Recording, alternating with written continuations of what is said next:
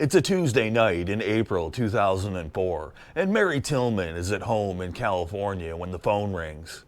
It's her daughter-in-law, Marie, Pat's wife. She doesn't have to say much. Mary already knows something is wrong from the sound of her voice. Pat had been in Afghanistan for weeks. He was 27 years old. The military's official word came soon after. Pat Tillman, Army Ranger, former NFL safety, had been killed in action. He'd led a brave charge up a hill to protect his fellow soldiers from an enemy ambush. He died a hero, under what the Army called devastating enemy fire. The whole country grieved. The president praised him. His Silver Star was announced within days. A nationally televised memorial service brought together thousands of people who had never met him but felt like they knew him. His mother sat through all of it, the speeches, the ceremony, the flag, and she didn't know the truth. Nobody told her. Not for 5 weeks. And when she finally found out how her son actually died, she realized the Army had known the whole time. This is the story they tried to bury. Before we get into what happened on that canyon road in eastern Afghanistan, you need to understand who Pat Tillman actually was, because the version the military sold to America was only half the picture. He grew up in San Jose, California, the oldest of 3 brothers. From the beginning, Pat was the kid who read everything and questioned everything. His parents raised him to think for himself, and he took that seriously. Football was part of his life, but it was never the whole thing. At Arizona State, he played linebacker, then made the rare move to safety when he got to the NFL.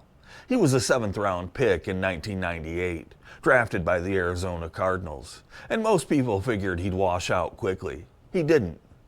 By 2000, he'd broken the team record for tackles in a season with 224. That same year, Sports Illustrated named him All-Pro. He turned down a bigger contract from the St. Louis Rams to stay in Arizona, reportedly because he felt loyalty to the team that believed in him when no one else did. That kind of choice tells you something about who he was. Then September 11th happened. Pat was 24 years old. He sat with his feelings about what he'd watched on TV for months, and eventually he made a decision. In May 2002, he walked away from a 3-year, $3.6 million contract extension the Cardinals were offering him, money that would have set up his whole family, and he enlisted in the U.S. Army.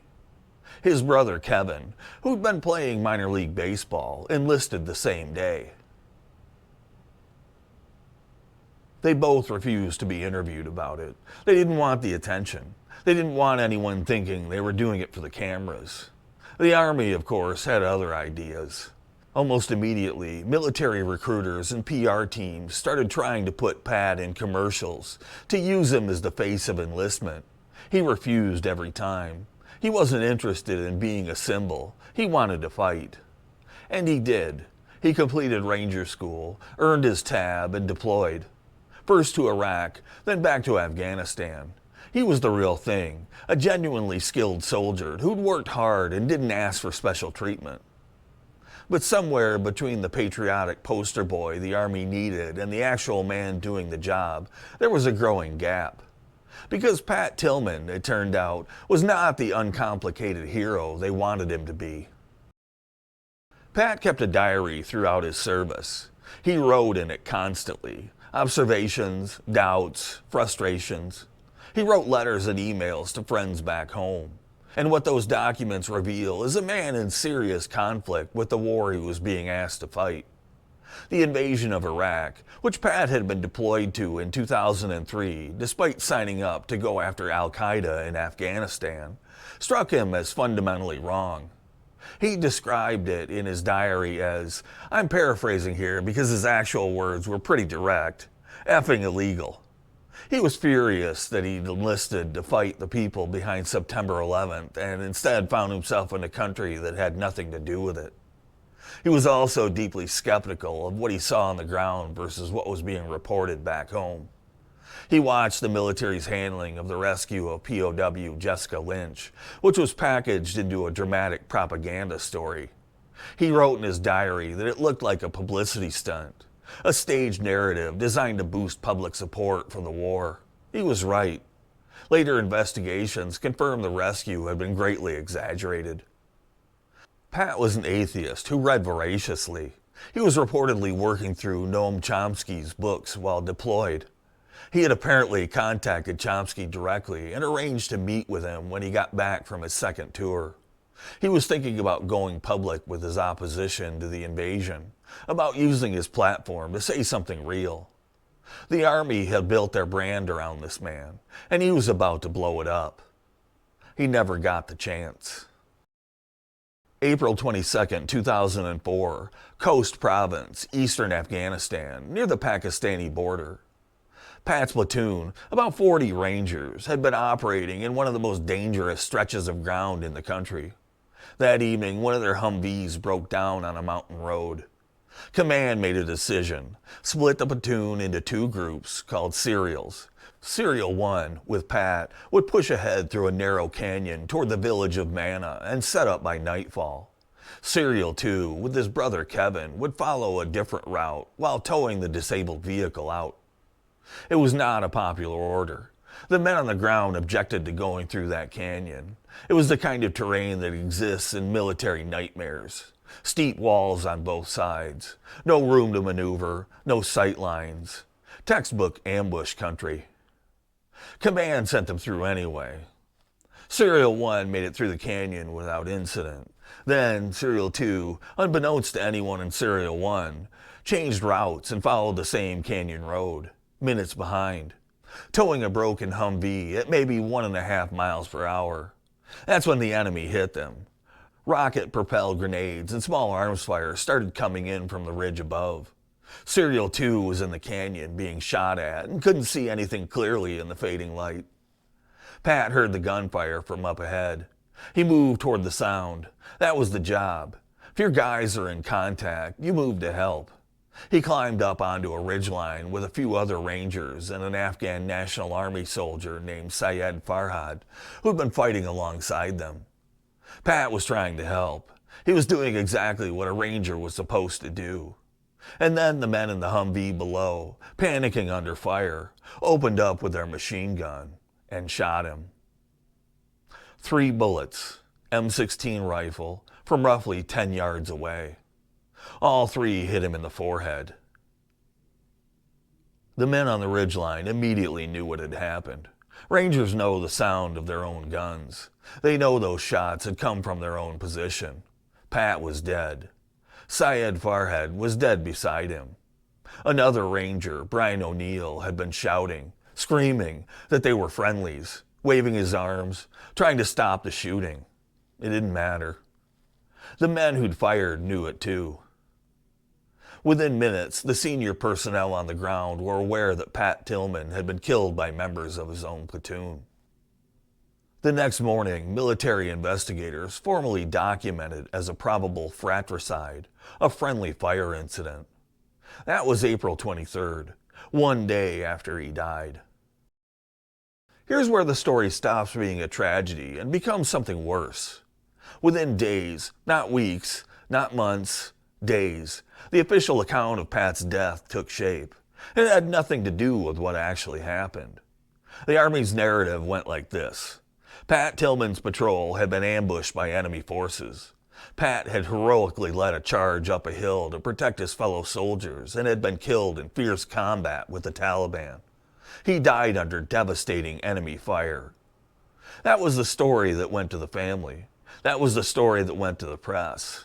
That was the story that went into the Silver Star citation, which was approved on April 28th by the military's Joint Special Operations Commander, then Brigadier General Stanley McChrystal.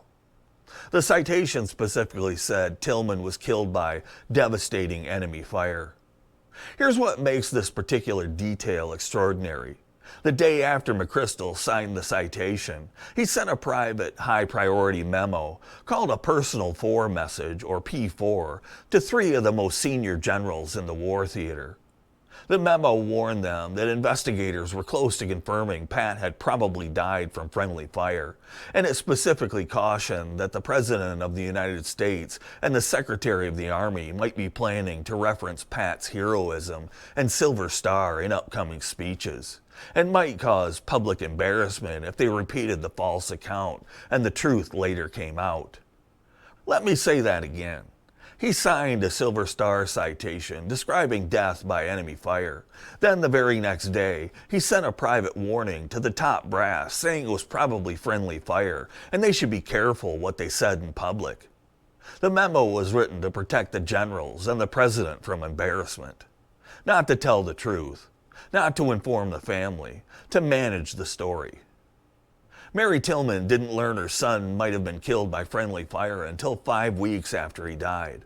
5 weeks. She sat through a nationally televised memorial service where a Navy SEAL eulogist, a good man who was told the false account an hour before he spoke, described her son's heroic death in enemy fire.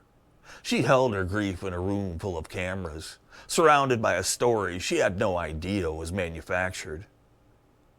Kevin Tillman, Pat's brother, had been in Serial too. He'd been on that canyon road. He heard the gunfire that killed his brother. He didn't know the truth either.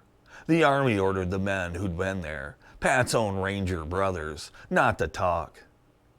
The medical examiner who examined Pat's body raised flags almost immediately.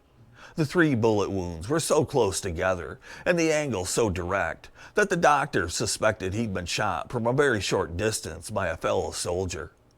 They pushed for a criminal investigation. Their concerns were, for a long time, ignored. And then there were the emails.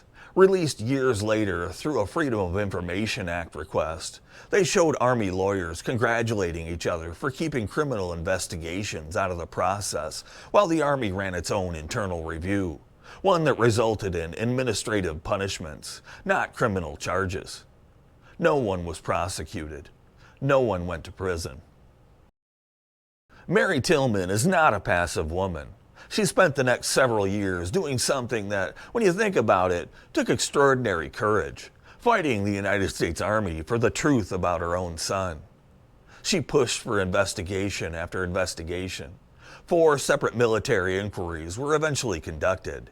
Each one peeled back another layer. Each one revealed that the failures and the cover-up went higher than the last one had admitted. The final investigation, completed in 2007, recommended disciplinary action against 9 Army officers, including 4 generals. General Kensinger, who commanded the U.S. Army Special Operations at the time, was censured for lying to investigators. McChrystal was found accountable for the inaccurate and misleading Silver Star citation. In 2007, Mary and Kevin Tillman testified before Congress. Kevin, who'd stayed silent for 3 years, finally spoke. He said the Army had used his brother as an unwitting agent of war propaganda. He described a mountain of evidence that was never used to reach an honest conclusion.